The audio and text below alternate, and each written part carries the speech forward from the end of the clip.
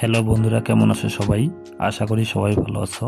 আবারও একটি নতুন সিরিজের রিভিউ নিয়ে আসলাম। আজকে যে সিরিজটি সম্পর্কে আলোচনা করব, এই সিরিজটির নাম প্যারাডার। এর আগে এই সিরিজটির অনেকগুলি এপিসোড রিলিজ হয়েছিল, সেগুলি সম্পর্কে আজকে না বললাম। এটি নতুন এপিসোড। এই নতুন এপিসোডের নাম রাখা হয়েছে প্যারাডার এগেইন। এই সিরিজটিতে মোট 6টি এপিসোড রিলিজ হয়েছে।